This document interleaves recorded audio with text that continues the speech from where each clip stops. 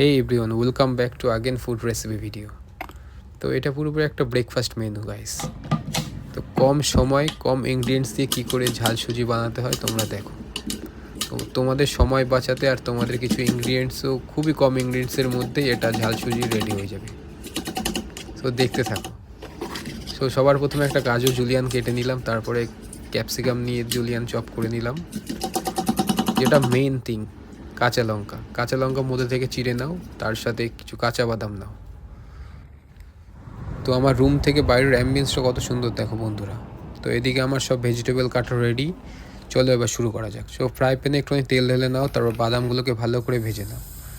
ভাজার পরে আবার ফ্রাই প্যানে একটু তেল দিয়ে সুজি ঢেলে দাও, সুজিগুলো একটুখানি নাড়াচাড়া দিয়ে ভাজো যতক্ষণ না সুজির কালার একটুখানি হালকা ব্রাউন হয়ে আসছে।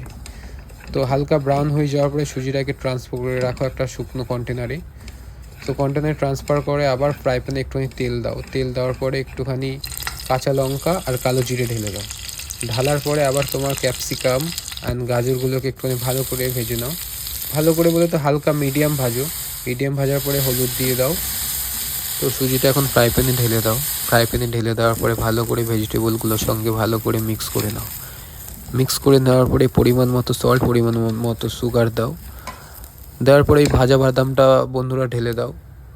ভাজা বাদামটা ঢালার পরে হালকা একটু মিক্স করে দেওয়ার পরে একটুখানি জল ঢেলে দাও। জল ঢেলে দেওয়ার পরে 2 মিনিট মিক্স করো। মিক্স করে দেওয়ার পরে তোমার খাবার পুরোপুরি রেডি, ব্রেকফাস্ট মিল পুরোপুরি রেডি। অ্যান্ড নামানোর আগে একটুখানি কোরিয়ান্ডার চপ উপর থেকে ছিটিয়ে দাও। অ্যান্ড খাওয়ার সময় একটুখানি টমেটো কেচাপ মিক্স করে নাও। তো এটা বেস্ট, আমার ফেভারিট। তো তোমরা রুমে ট্রাই করে দেখতে পারো বন্ধুরা। Bye bye.